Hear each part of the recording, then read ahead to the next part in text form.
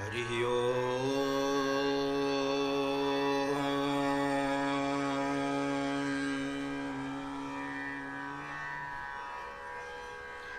उग्रं वीरं महाविष्णुं ज्वलन्तं सर्वतोमुखं नृसिंहं भीषणं भद्रं मृत्युं नमाम्यहम्।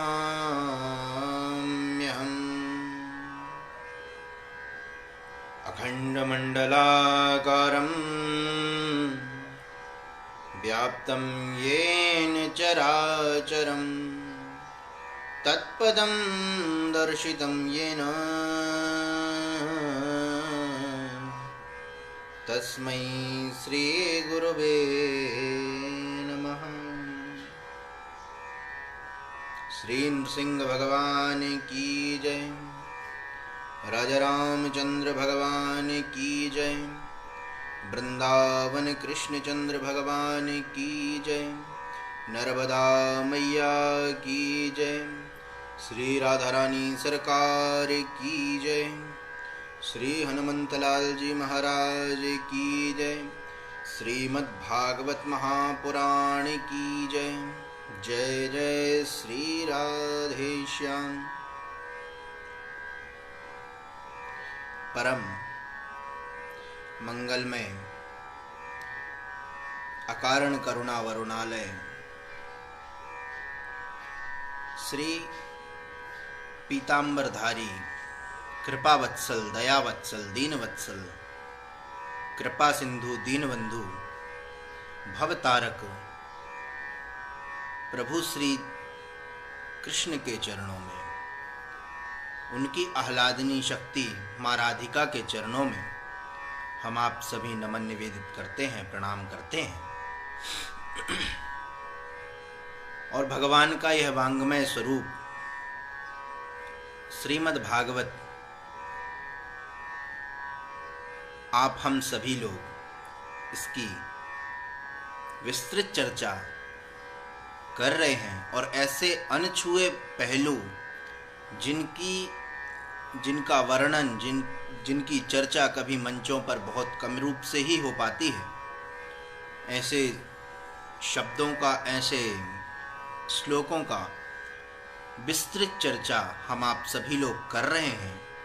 और ना जाने ये कब तक चले और ना जाने ये कब, क्योंकि हरि अनंत हरि कथा अनंता, भगवान की कथा तो अनंतानंत है और इसी कथा के इसका की पूर्णाहुति तो नहीं हो सकती कि पूर्ण हो जाए, किंतु जहाँ तक हो सकेगा प्रयास करूँगा कि भगवान की इस परम कल्याणकारी परम मंगलकारी कथा को हम आप सभी लोग हृदय से हृदयंगम करते हुए, यह तो एक स्वाध्याय के रूप में हम लोग श्रवण कर रहे हैं कि मेरा भी कुछ स्वाध्याय बनता जाए और आप लोगों को भी कुछ प्राप्त होता रहे।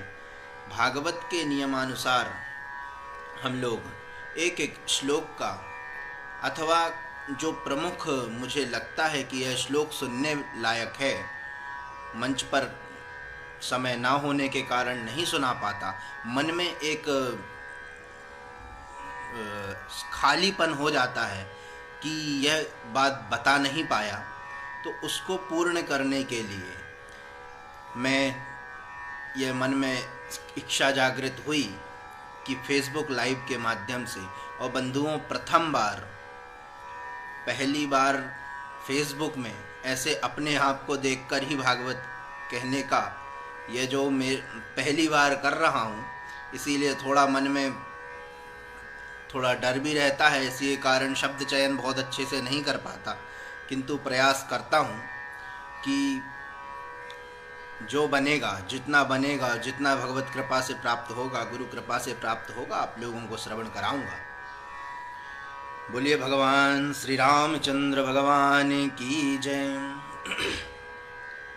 कि नारायणं नमस्कृत्य नरं चैव नरोत्तमं देवीं सरस्वतीं व्यासं ततो जयमुदीरयेत्। भगवान वेदव्यास, आज हम लोग विस्तृत और बड़े प्रेम से इस कथा को श्रवण करेंगे कि ये श्रीमद् भागवत की रचना क्यों हुई, भागवत को रचने का कारण क्या था, किस कारण रची गई, किसने रची, किस हेतु से रची, और रच के इसके उत्तराधिकारी शिष्य कौन थे। इस सब की चर्चा हम लोग आज समय के अनुकूलता में करेंगे, जहाँ तक समय बना पूर्ण रूप से श्रवण करेंगे। तो भैया श्री सूत जी महाराज, आइए हम लोग वहाँ चलें जहाँ पर हम लोग प्रथम दिवस में थे। सूत सौनक संवाद में सूत जी महाराज सौनकादि ऋषियों को कथा श्रवण करा रहे हैं, और उसी कथा के क्रमबद्ध होकर सौनकादि ऋषियों ने यही प्रश्न किया कि महाराज जी हमें यह बतलाएं कि यह श्रीमद् भागवत की रचना क्यों हुई। इसके रचयिता श्री वेदव्यास जी थे, तो उन्होंने किस कारण से श्रीमद् भागवत की रचना की। और जो सुखदेव जी जो कहीं पर रुकते ही नहीं थे, गौदोहन कालीन समय में जितना समय गौदोहने में लगता है उतनी देर किसी के यहाँ भिक्षा पात्र अगर उतनी देर भिक्षा लेते थे, उतनी देर में अगर भिक्षा जितनी मिल जाती उतनी देर वो वहाँ उस दरवाजे पर खड़े रहते, बाकी आगे चले जाते। और ऐसे सुखदेव जी ने 7 दिन पर्यंत परीक्षित को भागवत कथा सुना कैसे दी, क्योंकि वे तो कहीं रुकते ही नहीं थे। इसके पश्चात बंधुओं, परीक्षित जो कि सम्राट थे, पृथ्वी के सम्राट थे, वह सम्राट ने कथा 7 दिन ये सब कुछ छोड़कर क्यों श्रवण की। इन सभी प्रश्नों के उत्तर श्री सूत जी महाराज देते हैं, लेकिन सबसे पहले वेदव्यास जी को प्रणाम करते हैं। नारायणं नमस्कृत्य नरं चैव नरोत्तमं देवीं सरस्वतीं व्यासं ततो जयमुदीरयेत्। हम आप सभी भगवान श्री नारायण के स्वरूप को, श्री वेदव्यास जी को नमन करके अपनी बात को आगे रखते हैं कि कहते हैं कि सवै पुंसां परो धर्मो यदो भक्तिरदोक्षजे अहेतुक्य प्रतिहता ययात्मा संप्रसीदति। भगवान बंधुओं कि सवै पुंसां परो धर्मो, परम धर्म सभी का, हम सभी का परम धर्म क्या है। हम सभी का परम धर्म है कि भगवान श्री कृष्ण का अथवा अपने इष्ट का, अपने प्रभु का की भक्ति हमारे हृदय में स्थापित हो जाए। ये सब का, हर एक प्राणी मात्र का परम धर्म माना जाता है कि सवै पुंसां परो धर्मो यतो भक्तिरदोक्षजे। लेकिन वो भक्ति किस काम की, भक्ति कैसी होना चाहिए। अहेतुक्य प्रतिहता, अहेतुकी भक्ति हो। ययात्मा संप्रसीदति, अहेतुकी भक्ति हो। अहेतुकी अर्थात जो किसी हेतु से भगवान की भक्ति ना हो। आजकल हेतु बन गया, हर चीज का हेतु बनाया गया। क्या हेतु कि प्रभु अगर हमारा फलाना काम हो गया तो हम आपकी पूजा करेंगे, हमारा ये काम हो गया तो हम आपको इतने किलो लड्डू चढ़ाएंगे, या ये काम हुआ तो वो कम कर देंगे, ऐसा कर देंगे, वैसा कर देंगे। तो भगवान से ये व्यापार होता है, और ये व्यापार तो कभी करना नहीं चाहिए। ये वाले हनुमान जी सिद्ध नहीं है भैया, वो 400 किलोमीटर दूर वाले हनुमान जी सिद्ध हैं ये, और वहाँ जाकर माथा टेक रहे हैं कि प्रभु हमारा ये फला काम सिद्ध कर दो, ढेका काम सिद्ध कर दो। तो कहने का अभिप्राय बंधुओं कि भगवान की भक्ति हमेशा अहेतुकी हो, बिना लेन देन की हो।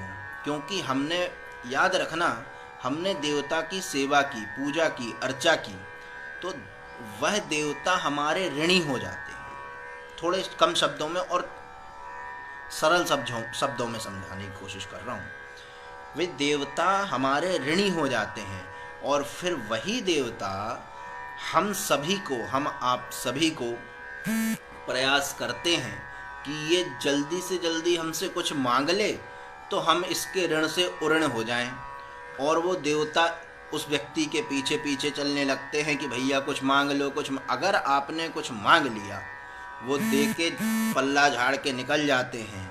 लेकिन देवताओं को अगर आप अपना ऋणी बनाना चाहते हो तो उनकी अहेतु की भक्ति करो, देवता साक्षात भगवान स्वयं आपके पीछे पीछे भागने लगेंगे। तब कहा जाता है कि अहेतुक्य प्रतिहता ययात्मा संप्रसीदति। भगवान की भक्ति हो, अहेतु की भक्ति हो। तदुपरांत कहते हैं कि वासुदेवे भगवती भक्ति योगः प्रयोजितः जनयत्याशु वैराग्यम ज्ञानम च यदहेतुकम्।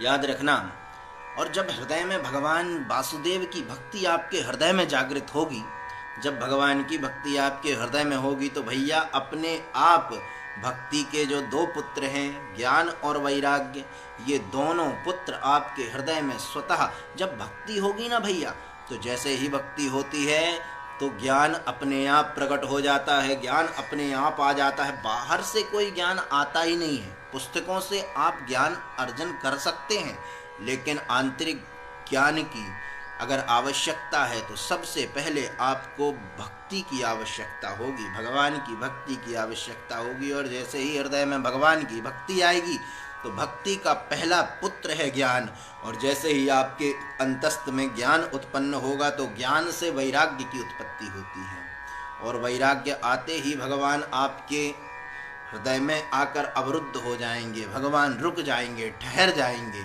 स्थित हो जाएंगे, प्रतिष्ठित हो जाएंगे। और इसके बाद कथा आती है। इसके बाद कहते हैं कि सूत जी महाराज कहते, ये बड़े मार्मिक और थोड़े तात्विक श्लोक हैं, इसीलिए ये श्लोक 2-3 ठो बता रहा हूँ आपको कि धर्मः स्वनुष्ठितः पुंसां विश्वक्सेन कथासु यः नोत्पाद्येत्यतिरतिं श्रम एव हि केवलम। भैया आप खूब अनुष्ठान करना, खूब पाठ करना, खूब भगवान की पूजा पाठ करना। इन सब कुछ करने के बाद भी धर्म स्वनुष्ठितः पुंसाम, सब कुछ करने के बाद पूजन पाठ भजन इत्यादि सब कर लिया, लेकिन अगर आपके जीवन में कभी भक्ति नहीं आई, ये सब करने के बाद भी आपके हृदय में जब तक भक्ति उत्पन्न नहीं हुई, तब क्या होगा? ये सब बिना भक्ति के श्रम एव हि केवलम, केवल और केवल एकमात्र श्रम रह जाएगा और कुछ नहीं रह जाएगा। इसीलिए सब कार्यों का अर्थ अभिप्राय यही होता है। हम घर में छोटी से छोटी पूजन भी करें तो उसका अभिप्राय भी यही होता है कि हमारे हृदय में भगवान की भक्ति, प्रिय भक्ति स्थापित हो जाए। इसके बाद शृण्वतां स्वकथां कृष्णः पुण्यः श्रवणकीर्तिनः यद्यन्तःस्थो ह्यभद्राणि विधनोति सुहृत्सतां। शृण्वताम, भगवान की कथा श्रवण, शृण्वताम, कल हम लोगों ने नवधा भक्ति का श्रवण किया। शृण्वताम स्वकथां कृष्णः, भगवान की नवधा भक्ति में शृण्वताम स्वकथाम, भगवान की कथा, और किसकी? भगवान कृष्ण। पुण्य श्रवण कीर्तिना, जो व्यक्ति इस भगवान की कथा को, यश को, श्रवण कीर्तन करते हैं तो ये दोनों आपके जीवन को पवित्र कर देते हैं। और जब आपके जीवन को पवित्र करते हैं तो आपका जीवन हृदय से पवित्र, अंदर से पवित्र हो जाता है। तब भगवान जब पवित्र हृदय देखते हैं तो भगवान रामचरितमानस में कहते हैं कि निर्मल मन जन जो मोहि पावा, मोहि कपट छल छिद्र न भावा। भगवान को निर्मल मन पसंद है, और आपका हृदय जब निर्मल हो जाएगा तो निर्मल हृदय में भगवान स्थित हो जाएंगे, अवरुद्ध हो जाएंगे। ऐसा श्रीमद् भागवत का मानना है, और हमारे शास्त्र यही कहते हैं कि आपका हृदय निर्मल हो, आप पाप मुक्त हों, और हमारे शास्त्र यही कार्य करते हैं। आगे कथा आती है कि महाराज एक समय यह श्रीमद् भागवत की रचना कैसे हुई, इसका उत्तर देते हुए कहते हैं कि एक समय की बात है, वेदव्यास जी महाराज बड़े उद्विग्न थे, बड़े परेशान थे, अपने आश्रम में बैठे थे, दुखी थे। और आश्रम में जब बैठे थे तो आश्रम में बैठकर यही सोच रहे थे कि मैंने इस संसार का ऐसा कोई भी कुछ नहीं बचा जो मैंने ना श्रवण करा दिया हो, जो मैंने ना लिख दिया हो। सब कुछ लिख दिया वेदव्यास जी ने।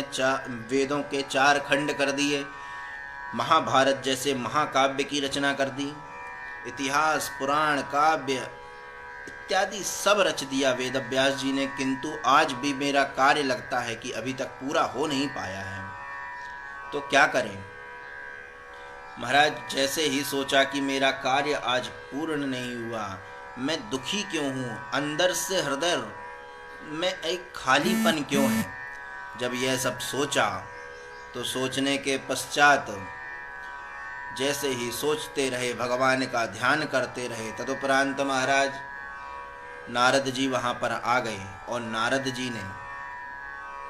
जी ने कहा कि हे वेदव्यास जी, आप इतने परेशान क्यों हैं, इतने उद्विग्न क्यों हैं। तब नारद जी ने कहा कि हे पराशर्य महाभागः भवता कदितात्मनां परितुष्यति शरीर आत्मा मानस एव वा। हे प्रभु, आप इतने परेशान, उद्विग्न, कष्ट में क्यों दिखलाई दे रहे हैं। तब श्री वेदव्यास जी कहते हैं कि अस्त्वैव मे सर्वमिदं त्वयोक्तम् तथापि नात्मा परितुष्यते। मैं तुष्य नहीं हूँ, अभी संतुष्ट नहीं हूँ। कि तन्मूलमव्यक्तम् अगाध बोधम, मैंने अगाध बोध का विस्तार कर दिया, मैंने इतना लिख दिया जितना कभी किसी ने न लिखा, न सोचा, न पढ़ा, न जाना। तब फिर भी मैं अभी भी असंतुष्ट क्यों हूँ, मेरे अंदर एक असंतोष का भाव क्यों है।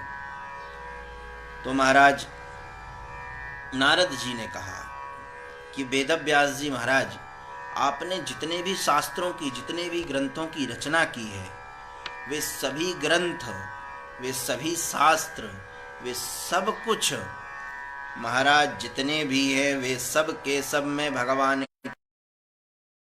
ने किया है। किंतु भगवान उनके प्रभाव से नहीं मिलते। खूब भगवान की स्तुति करते रहो, भगवान की आराधना करते रहो, उनके प्रभाव, प्रभु आप ऐसे हो, आप वैसे हो, ऐसा वैसा दुनिया भर का, भगवान ऐसे में नहीं मिलते। भगवान से तो प्रेम करना पड़ता है।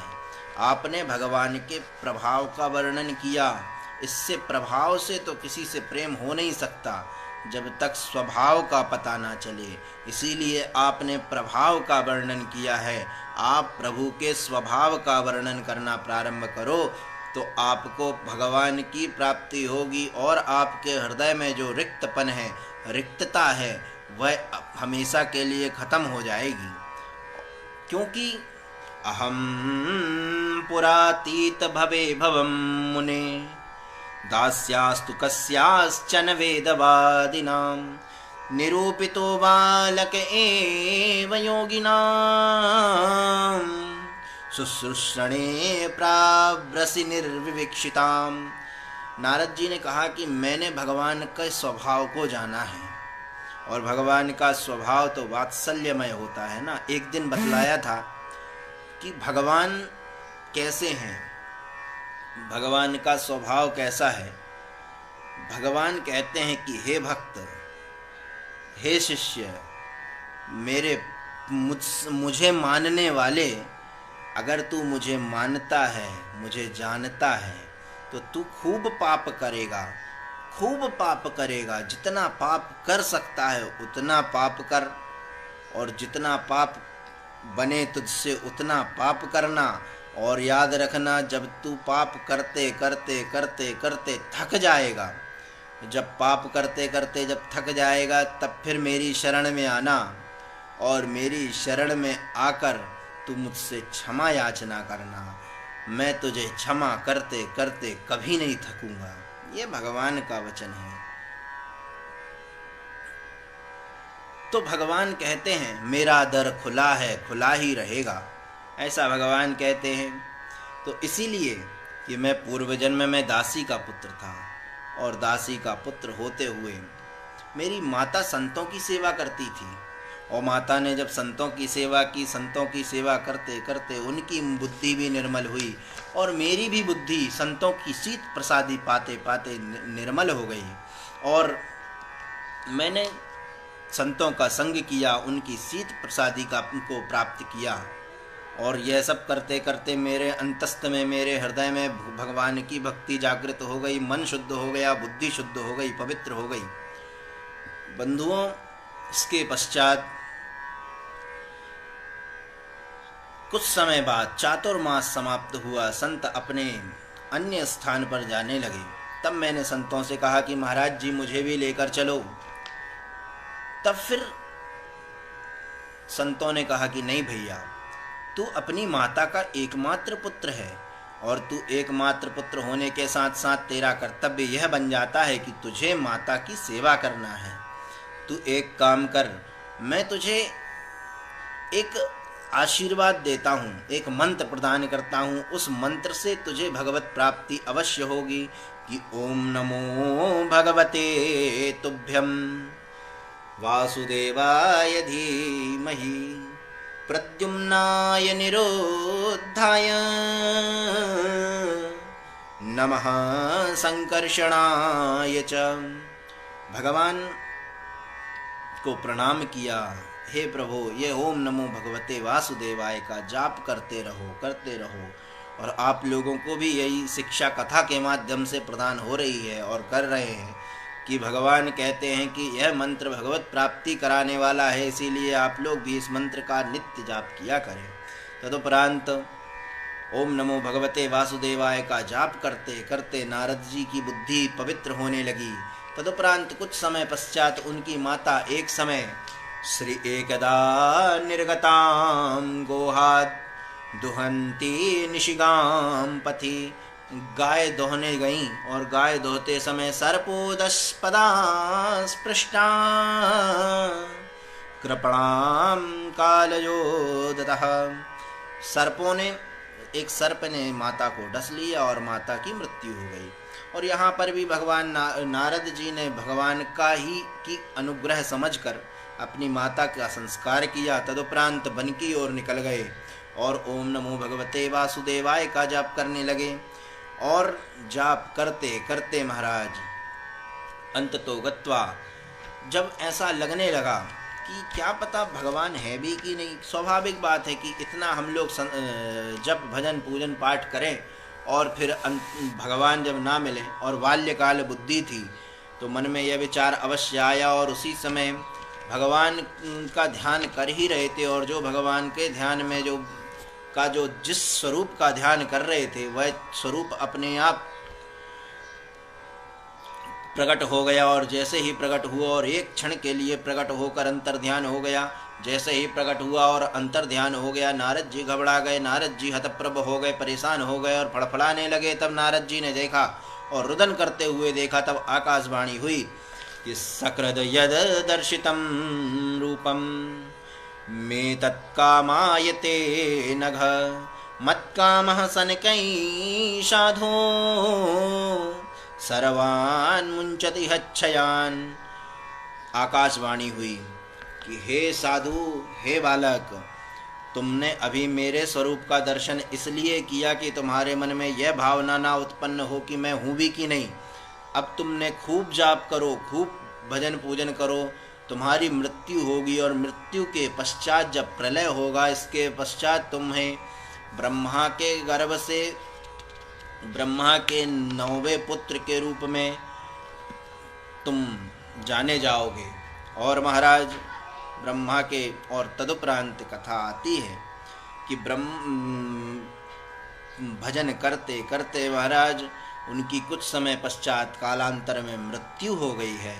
और मृत्यु के पश्चात प्रलय हुआ है। प्रलय के पश्चात ब्रह्मा के नवमें और भगवान नवमें मानस पुत्र के रूप में, जो कि भगवान का स्वयं मन माना जाता है, ऐसे नारद जी का जन्म हुआ। बोलिए नारद भगवान की जय। कि नारम ज्ञानम ददाति इति नारदः। जैसे ही भगवान नारद का जन्म हुआ तो सब ने उन्हें कुछ ना कुछ दिया। और देखो भैया, किसी का बर्थडे होता है, किसी का जन्मदिन मनाया जाता है, तो हम लोग, आप लोग, सब लोग कुछ ना कुछ उसे देते हैं, बर्थडे गिफ्ट के रूप में कुछ देते हैं। और जब देते हैं तो वह स्वीकार करता है। यहाँ पर नारद जी को भगवान ने गिफ्ट के रूप में, तोहफे के रूप में, उपहार के रूप में एक वीणा प्रदान की कि देवदत्तामिमां वीणां स्वर ब्रह्मा विभूषितां मूर्छयित्वा हरि कथां गायमानश्चराम्यहम्। कहा जाता है कि भगवान ने उन्हें वीणा प्रदान की कि देवदत्ताम इमाम वीणाम। भगवान नारद जी बता रहे हैं कि मेरे प्रभु ने मुझे वीणा प्रदान की, और उसी वीणा को आज मैं अपने कंधे पर धारण करके और बस उसमें गायमानस चराम्य, हम भगवान का नित्य भजन करता हूँ, श्रवण करता हूँ, कीर्तन करता हूँ, और सारे लोक परलोक में भगवान की इस कथा का, भगवान के नाम का जाप करते हुए सारे संसार को पवित्र करता रहता हूँ। यह भगवान का स्वभाव है कि मुझ दासी पुत्र को आज अपना पुत्र बना लिया। ये भगवान का स्वभाव है। और भगवान वात्सल्यमय है। भगवान सबसे प्रेम करने वाले हैं, और मनुष्य से तो सबसे ज़्यादा प्रेम करने वाले भगवान हैं। और इसीलिए कर्तव्य हमारे सबसे ज़्यादा बढ़ जाते हैं कि ऐसे प्रिय भगवान कि अहोवकीयं स्तनकालकूटं जिघांसया पाययदप्यसाध्वी लेभे गतिं धात्युचितां ततोऽन्यं कं वा दयालुं शरणं व्रजेम। भगवान को जब पूतना मारने आई तो पूतना कूट विष लगा कर आई थी और भगवान को मारने आई, किंतु काम तो उसने माँ का ही किया था ना, दुग्ध पिलाया। तो भगवान को मार से भी आई थी, किंतु भगवान ने उसे माता की गति प्रदान की। इतना भगवान, इतना दयालु और कोई दूसरा ईश्वर हो ही नहीं सकता। इसीलिए हम आप सभी लोग ऐसे भक्त वत्सल नारायण की शरण ग्रहण किया करें। और यहाँ पर श्री वेदव्यास जी को नारद जी ने बतलाया कि भगवान के प्रभाव का वर्णन तो आपने बहुत किया, बहुत करेंगे, किंतु अब भगवान के स्वभाव का वर्णन करना प्रारंभ करिए। और भगवान का स्वभाव का वर्णन श्री नारद जी ने अपनी अंतिम कृति श्रीमद् भागवत के रूप में की। और अंतिम कृति श्रीमद् भागवत के रूप में भगवान श्री वेदव्यास ने भगवान के स्वभाव का वर्णन करना प्रारंभ किया। और प्रारंभ करते ही उन्होंने सबसे पहले भागवत की महिमा वर्णन की है, जो आप लोगों ने सबने नित्य श्रवण करते आ रहे हैं। इसके पश्चात आज आप लोगों ने श्रवण किया कि यह भागवत की रचना कैसे हुई नारद जी के द्वारा। और नारद जी ने उसी समय चतुश्लोकी भागवत, जो साक्षात नारायण ने ब्रह्मा ने नारद जी को, और नारद जी ने वेदव्यास को श्रवण कराई, और वेदव्यास जी ने उन 4 श्लोकों की भागवत को 18,000 श्लोकों में परिणित कर दिया। ऐसे हमारे वेदव्यास जी महाराज हैं। उन बोलिए वेदव्यास जी महाराज की जय। और वेदव्यास जी ने उस श्रीमद् भागवत को हम सभी के सन्मुख प्रस्तुत करने के लिए परम वीतराग संत श्री सुखदेव जी महाराज को पढ़ाया है। और सुखदेव जी महाराज उनके पुत्र हैं, और उनकी कथा भी अगर होगी तो श्रवण कराएंगे। कल से परीक्षित जन्म की कथा प्रारंभ, महाभारत की कुछ चरणों की कथा यहाँ पर आती है, तो यहाँ से प्रारंभ होती है परीक्षित जन्म की कथा। तो कल हम लोग, आप लोग, सभी लोग श्रवण करेंगे। और परीक्षित जन्म तक की कथा अगर हो पाया तो होगी, नहीं तो धीरे धीरे क्रमबद्ध तरीके से नित्य समय मिलता रहा, जितना समय रहेगा उस हिसाब से हम लोग कथा श्रवण करेंगे। जहाँ तक बना हम लोग श्रवण करना प्रारंभ करते हैं। कल से महाभारत की कुछ कथाएं श्रीमद् भागवत में हैं, उनका श्रवण हम लोग करेंगे, जिसमें श्री परीक्षित जी के जन्म की विवेचना है। आप लोग आएँ और नित्य, आज थोड़े श्रोतागण कुछ कम थे, मुझे लग रहा था प्रारंभ से ही श्रोता कुछ कम लग रहे हैं, तो कृपा करके नित्य मुझे लगा कि शायद बढ़ते जाएंगे अब, लेकिन ये उल्टा चल रहा है कि श्रोता कम होते जा रहे हैं।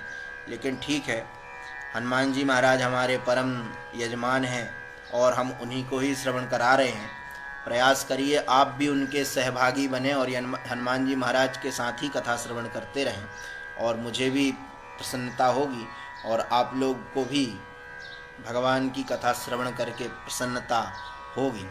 आइए 2 क्षण भगवान नाम स्मरण करें।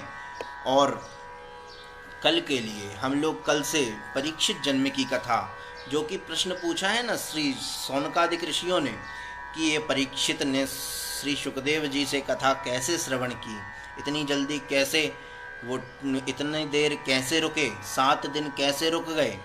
तो इन सब की बात अब श्री सूत जी महाराज बताने वाले हैं। तो आगे की वह कथा हम लोग कल श्रवण करेंगे कि रघुनंदन अवध बिहारी जी सुध लेना हमारी। रघुनंदन अवध बिहारी जी सुध लेना हमारी। तुमने लाखों पापी तारे, गीध अजामिल गणिका तारे। अब आई हमारी बारी जी सुध लेना हमारी। रघुनंदन अवध बिहारी जी सुध लेना हमारी। दया के सागर हो रघुनंदन, हम सब करते आपको वंदन।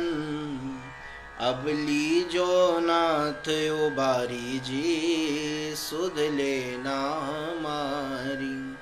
रघुनंदन अवध बिहारी जी सुध लेना हमारी।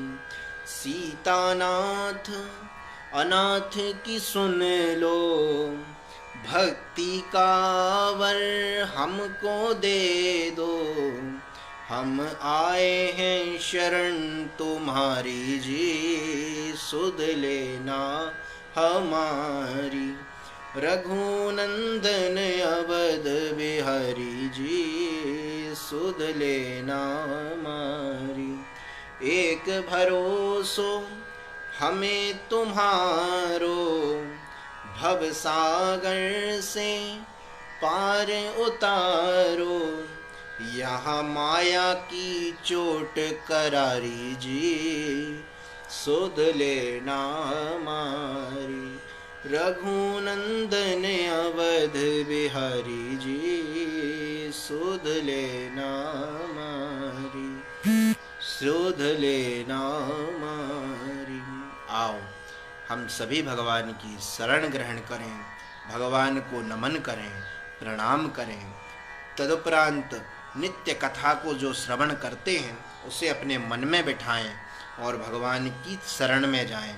और आप लोग एक और नया काम करा करें, नित्य अपने स्वास्थ्य का आप लोग सभी लोग ध्यान रखें। इस भयंकर महामारी में आप लोग अपने स्वास्थ्य का ध्यान रखें, अपने माता पिता का, अपने घर में बुजुर्गों का, बच्चों का, इन सभी का ध्यान रखें।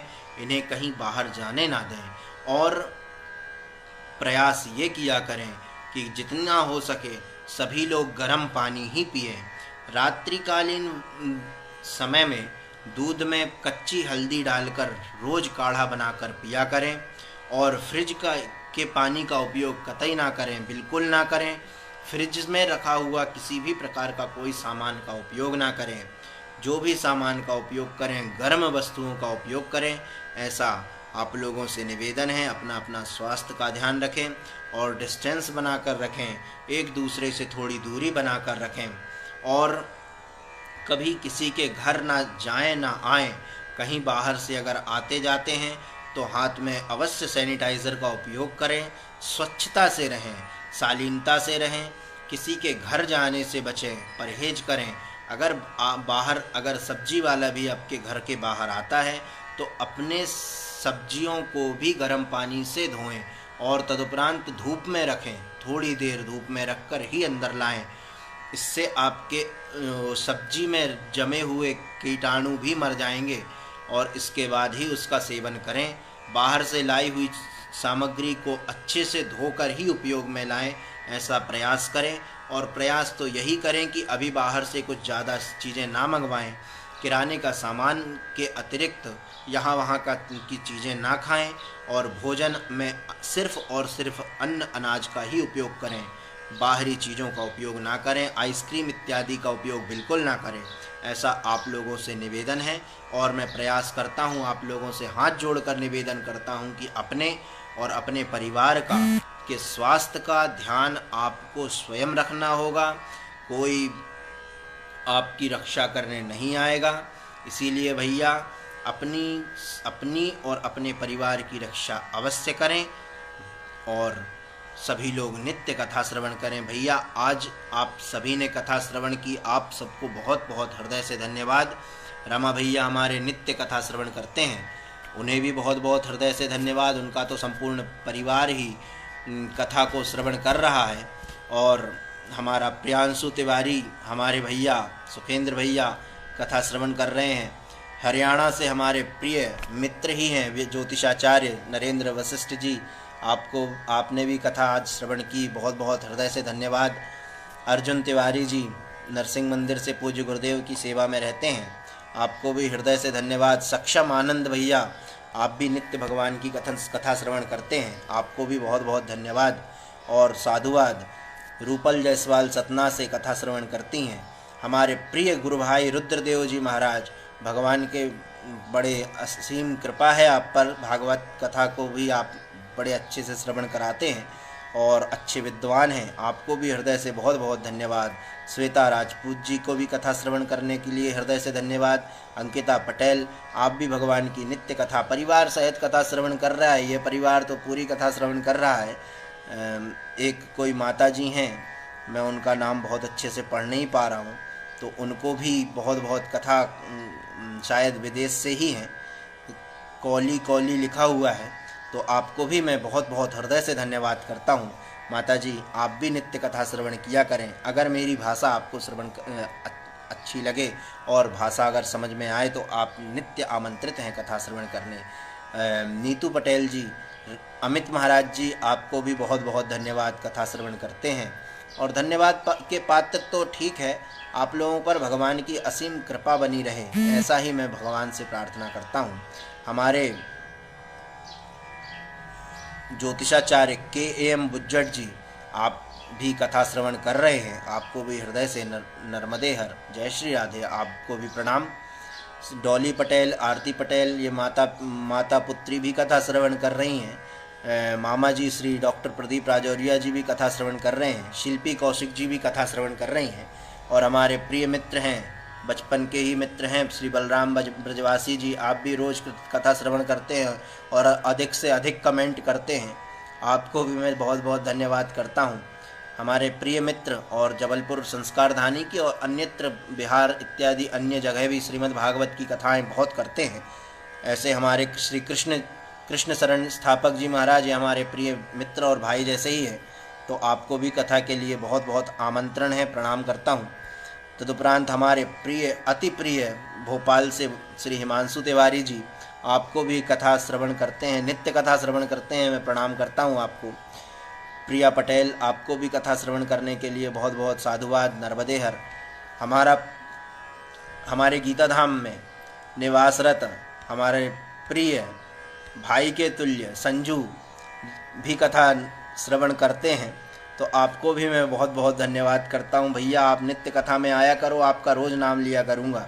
अरुण मिश्रा, आप भी गुरुदेव भगवान की सेवा में नित्य रहते हैं, भैया आपको भी बहुत बहुत धन्यवाद, आप भी रोज़ कथा श्रवण करते हैं। गुड्डू महाराज जी, आप भी आए और आकर नित्य कथा श्रवण करते हैं, हृदय से धन्यवाद।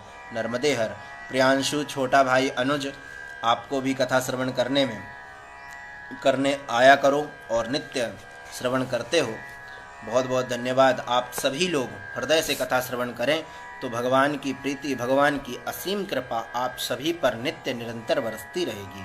और मैं प्रार्थना एक बार और कर दूं कि यह श्रीमद् भागवत की कथा, यह जो हो रही है, इस कथा को, यह कथा नित्य फेसबुक पर तो प्राप्त हो ही जाएगी, यूट्यूब चैनल में भी आप लोगों को आचार्य शरद शास्त्री के नाम से नित्य यह कथा डाली जाती है, तो आप लोग उसे भी प्राप्त वहाँ से भी कर सकते हैं।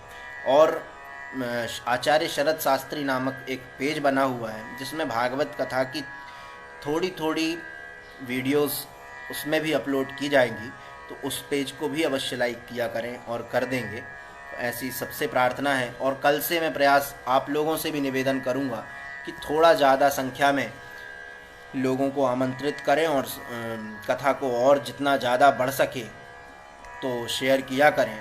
नर्मदे हर। जय श्री राधे, जय श्री कृष्ण। सादर नर्मदे हर।